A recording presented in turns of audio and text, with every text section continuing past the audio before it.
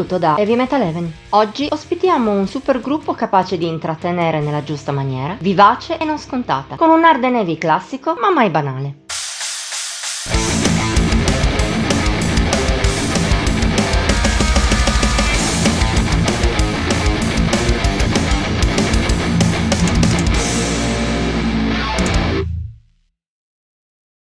Nel metal i supergruppi non sempre hanno senso di esistere. Alcuni sono delle semplici operazioni commerciali, volte a monetizzare sul nome dei musicisti coinvolti. Ma per fortuna non è sempre così. Ce ne sono altri che riescono a suonare musica eccellente e anche altri ancora che, pur senza esaltare, fanno il loro lavoro con onestà e passione. E quest'ultimo il caso degli Electric Temple. Formati nel 2024 per iniziativa del chitarrista Tony Childs, al progetto si sono poi uniti il cantante Andrew Freeman dei Lynch Mob, il bassista Mike Duda degli Wasp e Mike Starr, già batterista per Ace Frehley, Kix, Mr. Big e altri nomi importanti nel mondo hard rock e metal.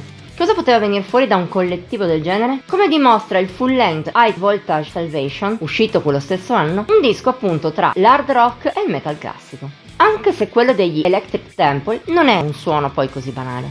Di poco più spostato su melodie e ritmiche hard, non manca però di potenza da vendere.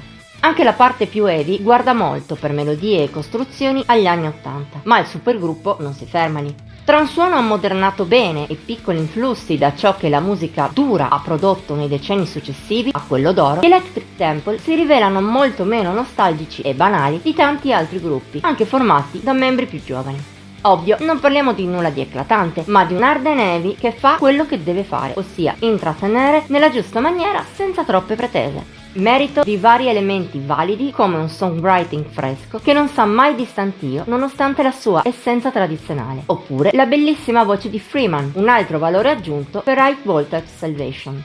Rendono il disco fruibile con gran facilità. Le canzoni, seppur non banali, sono capaci di entrarti in mente dopo pochissimi ascolti, risultando divertenti e godibili al punto giusto. Un buon esempio di ciò è Death Wish, un bel avvio per il disco con la sua carica e il suo dinamismo, nonché un piglio motorediano che non stona affatto. Ancor meglio fa la coppia formata da Hero Be Killed e Words on Fire. La prima è accattivante, persino ruffiana col suo hard and heavy catchy nei ritornelli e potente nei riff. Anche la seconda incide bene, col suo refrain sempre catturante e i suoi toni più oscuri e metallici della media, grazie alle ritmiche taglienti di Childs, ma senza mancare di sentimento. La traccia che invece mi è piaciuta di meno è quella che precede questo duo, Streets of Pain. È un po' menenza a tratti, ma riesce lo stesso a intrattenere col suo ritornellone strappalacrime e la giusta quantità di pathos. Mettendo tutto insieme, High Voltage Salvation è un disco divertente e ottimo. Intrattiene, anche se lo ascolti senza concentrazione, visto quanto è orecchiabile. Soprattutto non è il classico disco che ti aspetteresti da una super band. La passione e l'ispirazione sono innegabili, come anche la caratura. Non è niente di nuovo, questo è ovvio, ma non pretende neppure di esserlo, il che è un altro dei suoi lati positivi. Perciò, se sei alla ricerca di un buon, vecchio e sano hard and heavy, tradizionale ma non scontato, non possiamo che consigliarti gli Electric Temple. Voto di Heavy Metal Heaven 85 su 100.